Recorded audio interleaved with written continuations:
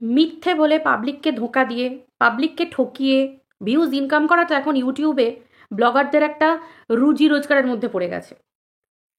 আগে সবসময় মায়েরা বলতো, যখন ছোটবেলায় যখন মায়েরা শিক্ষা দেয়, বাবা মায়েরা বাড়ির লোকজনরা বলতো কি যে যেটা বলবে সত্যি বলবে, মিথ্যে কখনো বলতে নেই। আর এখন ইউটিউবাররা, তাদের বেশিরভাগ ইউটিউবাররাই নিজেরা করছে এবং সন্তানদেরকে শিক্ষাও দিচ্ছে। মিথ্যে বলো, বিক্রি করো, পরিবারের সম্মান বিক্রি করো, পারলে পারলে বাবা মাকে বিক্রি করে দাও। কারণ স্ত্রী যখন তার স্বামীকে ইউটিউবে বিক্রি করছে, তার স্বামীর ক্যারেক্টার মানে উছলে দিচ্ছে, তার স্বামী কীরকম, মানে যাই বলো না কেন, স্বামী স্ত্রী সম্পর্ককে উছলে দিচ্ছে মানে ছোট লোকের মতো, যারা নোংরা ছোট লোক ফ্যামিলি থেকে বিলং করে। ঠিক এইভাবে ছোট লোক বড় লোক টাকা পয়সা তো বিচার হয় না, হয় মেন্টালিটিতে।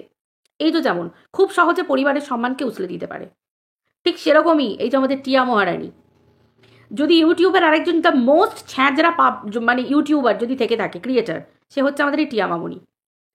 পরিষ্কার বোঝা যাচ্ছে, পরিষ্কার আজকের ভিডিওটায় 18 মিনিট 24 সেকেন্ড এরকম সময়, এবং 13 minute 4 second 5 second 7 second 8 second যাই বলো, তার আগেও ওই ধরে নাও 12 মিনিট 59 সেকেন্ড 57 সেকেন্ড, পরিষ্কার প্রচুর প্রমাণ যে ওর স্বামী ভিডিওটা করে দিচ্ছে। ওর স্বামী ওর ছেলেকে চুমু খাচ্ছে আদর করে, সেই ভয়েসটা শোনা যাচ্ছে। আসলে কি জানো, যাদের মেন চলার পথের জীবন মানে জীবনের একটা অঙ্গ হচ্ছে কন্ট্রোভার্সি, যাদের ক্রিয়েটিভিটি হারিয়ে যায়, যারা মিথ্যে বলে বলে পাবলিকের কাছে মানে কি একটা কথা বলে সিম্প্যাথি গেন কত করবে, একটা পার্টিকুলার জায়গা কতটা সিম্প্যাথি গেন করবে। এবার সব থেকে বড় কথা, টাকা ইনকাম করলেই হলো না, টাকাটাকে ধরে রাখার মতো, জমিয়ে রাখার মতো ক্ষমতা থাকতে হবে। আজকে আমি প্রচুর টাকা ইনকাম করছি কিন্তু চারিদিকে ফুটিয়ে দিচ্ছি, মানে আরাম ঐয়াসী উল্লাস প্রমোদে সব শেষ করে দিচ্ছি। দেখো, জাত বড় লোক আর হঠাৎ করে বড় লোক হওয়া, বড় লোক, এই দুটোর মধ্যে ফারাক আছে। যারা জাত বড় লোক না, তাদের এই তোমরা মানে কি বুঝতে পারবে না, টাকা কি জিনিস বুঝতে পারবে না। কারণ তারা জানে টাকা মানুষের জীবনের অঙ্গ না হলে নয়, কিন্তু আছে আছে ঠিক আছে আছে, কিন্তু নর্মাল জীবনযাত্রা তাদের খুব সাধারণের মধ্যে থাকে। কিন্তু যারা তোমার হঠাৎ করে পাওয়া বড় লোক না, তারা দেখবে ওই যে দুদিনের যোগী ভাতকে কয় অন্ন, ওই যে মানে উপহাস করে যেটা বলা হয়, ব্যাপারটা এইটাই। হঠাৎ করে ভাত না খেতে পাওয়া পাবলিক যদি হঠাৎ করে প্রচুর চাল দেখতে পায়, বুঝতে পারবে না, বেশি বেশি নিয়ে ফেলবে, বেশি বেশি নষ্ট করে ফেলবে, এই করে ফেলবে। কিন্তু যারা জানে ভাতের মর্মটা কি, প্রথম থেকেই জানে, তারা কি করবে বলো তো, তারা ঠিক পরিমাণ মতো ঠিকঠাক একটা মেনটেন করে চলার ক্ষমতা রাখবে। ঠিক সেরকম হচ্ছে টিয়া। শুধু টিয়া না, ইউটিউবে আরও অনেকেই আছে যারা নিজেদের পরিবারের সম্মান বিক্রি করে খাচ্ছে, যারা ইনকামের জন্য এই পথটাকে বেছে নিয়েছে। খুব মজার লেগেছে, খুব আনন্দের লেগেছে। পরিবারের সম্মান, স্বামীর সম্মান, পরিবারের ঘটনা ব্লগিং চ্যানেলে দেখাবো, কন্ট্রোভার্সিতে দেখাবো, কেউ কন্ট্রোভার্সি ব্লগিংয়ে চাইছে, এরকম নোংরামি প্রচুর চলছে। আজকের মোদ্দা কথা হচ্ছে টিয়ার 18 মিনিট 24 সেকেন্ডে পরিষ্কার বুঝতে পারা গেছে টিয়ার বরের উপস্থিতি। তোমরা নিজেরা ভালো করে শুনতে যেও। এবং এই যে কন্ট্রোভার্সিগুলো দেওয়া হচ্ছে মানে কি, ভিডিওতে ভিউজ নেই। আজকে কেউ একজন নোটিস করবে, সে ভিউয়ার হোক, কোনো কন্ট্রোভার্সি ক্রিয়েটার হোক। আজকে আমি কন্ট্রোভার্সি ক্রিয়েটার বলে আমি কন্ট্রোভার্সি করে তোমাদেরকে বলছি। কোনো ভিউয়ার যদি শুনতে পায়, ভিউয়ার বলবে, এবং সেই কমেন্ট সেকশানে ভিউয়ারদের কমেন্টের প্রতি প্রচুর মানুষের নজর থাকে, যারা কন্ট্রোভার্সি করে এবং আদার্স ভিউয়ার্সদের সবাই রেড়ে করে যাবে ওই ভিডিওটাতে। দেখি তো কোনখানটায় হচ্ছে, আর কোন কোন কোন জায়গায় কি দেখা গেছে, তখন ভিডিওটার ভিউজ বাড়বে, ভিডিওটার এনগেজমেন্ট বাড়বে, আর ভিডিওটার এনগেজমেন্ট যত বাড়বে ভিডিওটার রিচও তত বাড়বে। এগুলো হচ্ছে ইউটিউবের মানে ওয়াইটি ইউটিউবের একটা মানে কি বলতে পারো, এগুলো এই ওয়ের মধ্যে পড়ছে। এগুলো একটা টেকনিক ভিউজ ইনকাম করার। বসে আমি কন্ট্রোভার্সি করব না, বড্ড চোখে লাগে। এক জায়গায় বসে 10 মিনিট বা 15 মিনিট কন্ট্রোভার্সি করব, মানুষ কত বুঝবে, মানুষ তো বলবে সিম্প্যাথি গেন করছে, এ মানুষের চোখে ধুলো দিচ্ছে। কিন্তু এই নতুন টেকনিকটা এখন অনেকেই অঙ্গ করেছে, যেটার মধ্যে টিয়া হচ্ছে মাহির। টিয়া ভেবেছে যে একটা সময় আমি বাচ্চার নাম করে প্রচুর টাকা ইনকাম করে নিয়েছি, এটা নিয়ে গোদের ওপর বিস্ফোরা হয়ে গেছে, করতে চেয়েছিল এক, হয়ে গেছে এক, প্রচুর টাকা তুলে নিয়েছে। কিন্তু ওই যে বললাম দুদিনের যোগী ভাতকে কয় অন্ন, ছিল কোন লেভেলে, হয়েছে কোন লেভেলের মনে আছে? গাড়ি কেনা হয়ে গেছে কিন্তু পটির রুমের ব্যবস্থা নেই, মানে বাড়িতে ন্যূনতম পায়খানার ব্যবস্থা নেই। আগে মানুষ কি করে, যেগুলো আমার সব থেকে মেন আমাদের অঙ্গ জীবনের, বাথরুম, পায়খানা, এগুলো তো আমাদের সব থেকে বড়। মানে আমরা ঘর করব, ঘর করতে গেলে আমরা লাক্সারি মানে অন্যান্য লাক্সারির কথা না ভেবে আগে কি করব? আগে রান্নাঘর, আগে পায়খানা, বাথরুম, রান্নাঘর, সাবমার্সিবল জলের ব্যবস্থা, অথবা হ্যান্ডপাম্প কল, যার যেটা ক্ষমতা সে সেটার ব্যবস্থা করবে, তাই তো? যেগুলো জরুরি, যেগুলো অঙ্গ, সেগুলোর ব্যবস্থা করব। তো সেই ক্ষেত্রে ও কি করেছিল, ফট করে গাড়ি কিনে নিল। মানে লাক্সারিটা দেখাতে হবে তো, আমি যে লাক্সারিতে আছি, এই লাইফটা লিড করছি, সেটা মানুষকে দেখাতে হবে তো। ওই তো বললাম, দুদিনের যুগী, হঠাৎ করে টাকাটা পেয়ে গেছে না। মুখ দেখলে এরকমই হয়। মানুষ ধীরে সুস্থে স্টেপ বাই স্টেপ আমার যেগুলো দরকার সেগুলো কর। তো মানুষ আজকে এত নিচে নেমে গেছে, মানুষের চিন্তা ভাবনা, মানুষের ধ্যান ধারণা এতটা নিচে নেমে গেছে, মানে জাস্ট ভাবনার বাইরে, ভাবনার বাইরে। আজকে মানুষ পরোয়া করছে না, এই যে টিয়ার মতো মেয়েরা পরোয়া করছে না যে আমি প্রত্যেকটা মুহূর্তে ভিউয়ারদের ঠকাচ্ছি, মিথ্যে বলছি, মিথ্যে বলছি। প্রথমত আমি এর আগের ভিডিওতেই বলেছি, প্রথমে ছেলের রোগকে নিয়ে একটা ভালো রকম টাকা ইনকাম করে নিল, ইনকাম করে বেশ সব রকম হয়ে গেল, সেই টাকায় ব্যবসা আরম্ভ হয়ে গেল। শাড়ি, শোনো, যারা খেতে পায় না, যারা পড়তে পায় না, যারা সন্তানের চিকিৎসা করার টাকা নেই, সেই শাড়ির ব্যবসার জন্য মূলধন, একটা বিজনেস খুলতে গেলে আমাকে নর্মালি একটা পুঁজি চাই, মূলধন চাই। সেই টাকাটা আমি কোথা থেকে পাবো? যার সন্তানের চিকিৎসার জন্য টাকা নেই, সেই টাকা তুললো, সেই টাকাতে পাবলিক যখন আক্রমণ করলো, তারপরে বিজনেস খুলে ফেললো ফট করে। কোথায় পাচ্ছে বিজনেসের জন্য? একটা রীতিমতো হিউজ অ্যামাউন্টে শাড়ি তুলতে গেলেও রীতিমতো থোক টাকা লাগে। কোথায় টাকা, মানে কোথায় পাচ্ছে টাকা? বিরাট তো কিছু ভিউজ ওর চ্যানেলে হতোই না, কিছুই হতো না। 3K, 4K, 5K, 6K, এগুলোতে কত ভিউজ হয়? একটা কন্ট্রোভার্সি ক্রিয়েটারের ভিউজ আর একটা ব্লগারের ভিউজ সরি, সেম লেভেলে হয়ে যাবার কথা।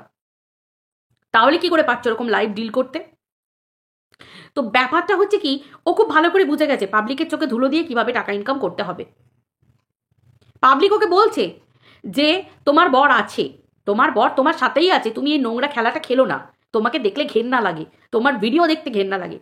আসলে কি জানো, নিজের পা সামনে আছে, আমি দেখতে পাচ্ছি সামনে কুড়ুলটা আছে, কোনো মানুষ যদি নিজে গিয়ে কুড়ুলের ওপর পাটা ফেলে দেয়, আজকে ভাবছে যে আমি ভিডিও দেবো, যারা দেখার ঠিক দেখবে, কন্ট্রোভার্সি ঠিক দেখবে, আমাকে নিয়ে ঠিক কন্ট্রোভার্সি হবে। অবশ্যই আমি কন্ট্রোভার্সির কন্টেন্ট চুজি, অবভিয়াসলি আমরা কন্ট্রোভার্সি ক্রিয়েটার, আমরা তো কন্টেন্ট বানাবোই। যার নোংরামি দেখবো, যার অসভ্যতাপনা দেখবো, তাকে এক্সপোজ করব। কিছু মানুষ ভাবে যে কন্ট্রোভার্সি করলে হয়তো চ্যানেল গ্রো হয়, এই ধারণাটাই তো ভুল। যারা বোকা তারাই এই চিন্তা ভাবনাটা রাখে যে কন্ট্রোভার্সির মাধ্যমে চ্যানেল গ্রো করব। ব্লগারদের এই সিদ্ধান্ত, এই ধারণাটাই ভুল। কন্ট্রোভার্সি 2 দিন চলবে, 3 দিন চলবে, পাবলিক থুতু দিয়ে বেরিয়ে আসবে। একবার যখন সেই মুখোশটা খুলে যাবে, পাবলিক সেখান থেকে থুতু দিয়ে বেরিয়ে আসবে, যেটা আজকে বেচু ভুগছে। খুব কন্ট্রোভার্সি করলো 1-1.5 বছর, কন্ট্রোভার্সি করে অট্টালিকা তুলে ফেললো, কিন্তু ঘর তো তুলে ফেললাম, কিন্তু মেনটেন করব কিভাবে? ঘরের মেনটেনেন্স, চলাফেরা, এই লাক্সারি লাইফটাকে লম্বা লেন্দি করা, চলবো কিভাবে? ভিউজ তো নেই, কন্ট্রোভার্সি মানুষ আর খাচ্ছে না, কত কন্ট্রোভার্সি খাবে? কত কন্ট্রোভার্সি কন্টেন্ট ছুড়বে? কত মেয়ে বাড়িতে আনবে? ঠিক সেই রকম ধরনের বরকে কতদিন লাইফ থেকে বার করে রাখবে? ওই তো অসুস্থ ছেলে, ওই তো পেটে আবার বাচ্চা, ঝট করে যদি ভগবান না করে কোনো একটা প্রবলেম ক্রিয়েট হয়ে যায়, মানুষকে ঠকাতে গিয়ে নিজেই যদি ঠকে যায়, বিপদে পড়ে, পাবলিকের সামনে চলে আসবে আসল রূপটা, বরকে ছেড়ে আছে, বরের থেকে আলাদা হয়ে আছে।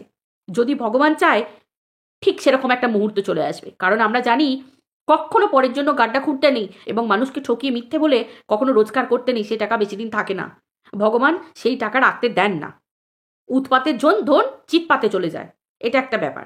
মানুষ আজকাল এই সমস্ত নীতি কথাগুলো মনেও রাখে না, যার জন্যই তো এত অধঃপতন। এদের নির্লজ্জতা, লজ্জাও নেই।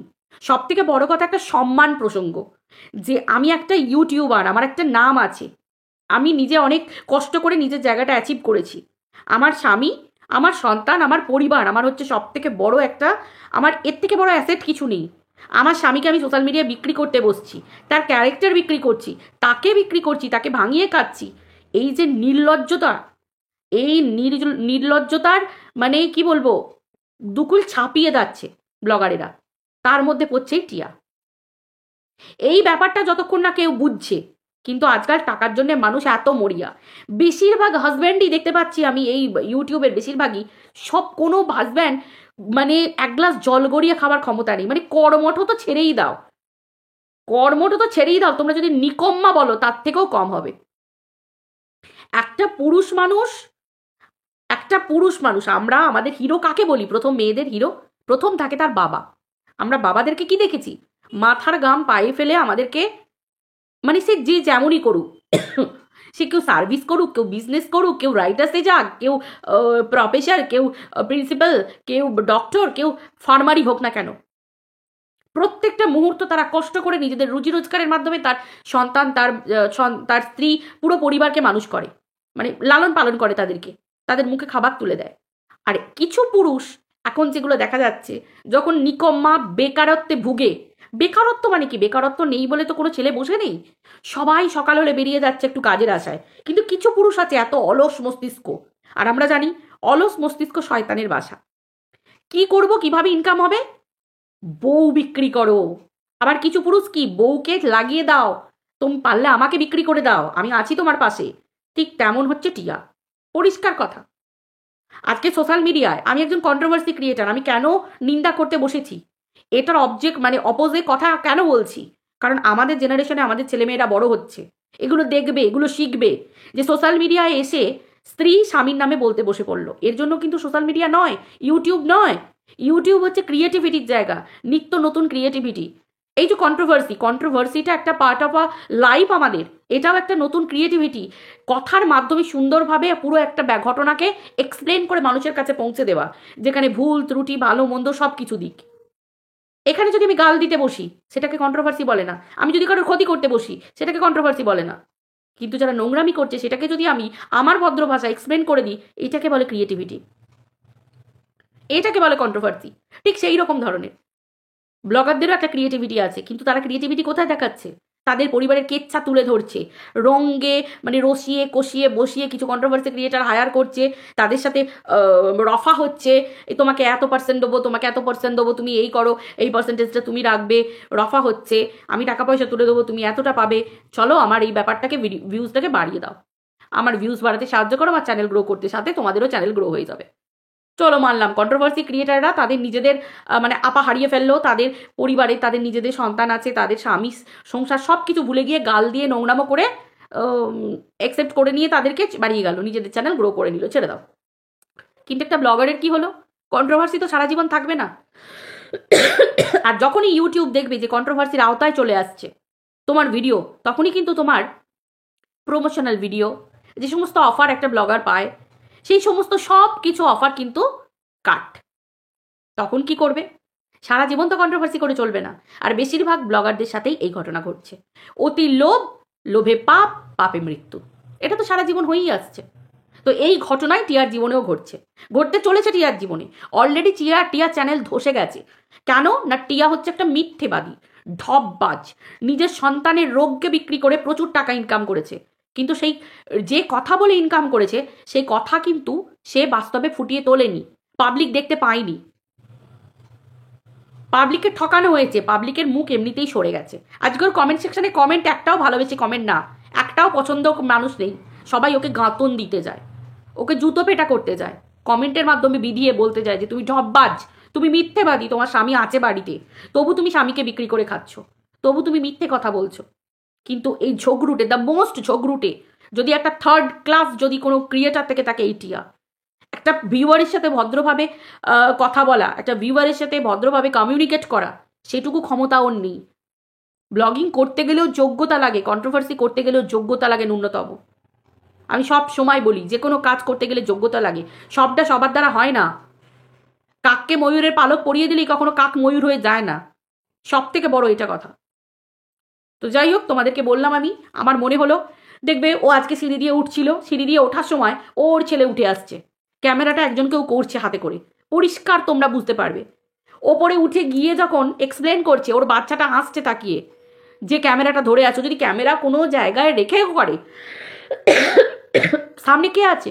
কেউ তো নেই, ও আর ওর বাচ্চা, তাহলে বাচ্চা হাসছে কার দিকে তাকিয়ে? যদি ক্যামেরা, যদি টিয়া যদি সামনে ক্যামেরার সামনে এসে কথাও বলে, টিয়া তাকিয়ে তাকিয়ে এরকম করে হাসলো কার দিকে তাকিয়ে? ওর ছেলে তোর পিছনে আছে।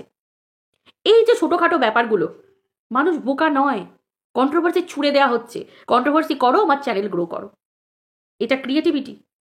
আমার তো মনে হয় যে এই সমস্ত ব্লগারদের থেকে মানুষের মুখ ঘুরিয়ে নেওয়া উচিত। সমস্ত এই ধরনের নোংরা মানসিকতার ব্লগার যারা পাবলিককে দিনে দিনে বোকা বানায়। একটা ক্রিয়েটারের একটা ভিউয়ার ছাড়া একটা ক্রিয়েটার কখনো বড় হতে পারে না। ভিউয়াররা হচ্ছে ক্রিয়েটারদের কাছে ভগবান, পরিষ্কার কথা ভগবান। তারা দেখে বলেই কিন্তু ক্রিয়েটারদের ইনকাম হয়। সেই ভিউয়ারদেরকে ঠকানো, মিথ্যে বলা, ঘোল খাওয়ানো, এটা একটা যথেষ্ট নোংরা কাজ এবং অপরাধমূলক। তো সেই হিসেবে ভিউয়াররা কিন্তু পারে সেই ক্রিয়েটারগুলোর অকাত দেখিয়ে দিতে। ভিউয়াররা যদি নিজেদের জায়গায় একবার দাঁড়িয়ে যায় না, আসলি মানে সরি আসল অকাত দেখিয়ে দেবে। তো আমার মনে হয় এই ধরনের টিয়ার মতো কিছু নিচু মানসিকতার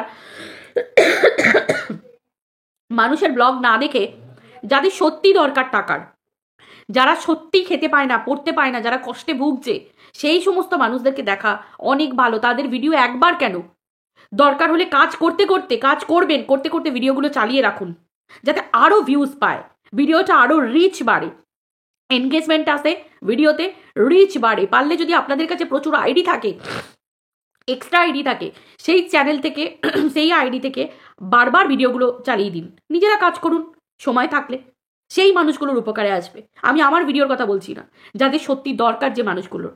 কিন্তু লোক ঠকানো কিছু নোংরা মানসিকতার মানুষ প্লিজ দেখবেন না, দেখবেন না, এইটুকু রিকোয়েস্ট করতে পারি। মানে সমাজটাকে ভালো করতে গেলে, আদারওয়াইজ আর কিছু আমি আমার পক্ষে সম্ভব নয়।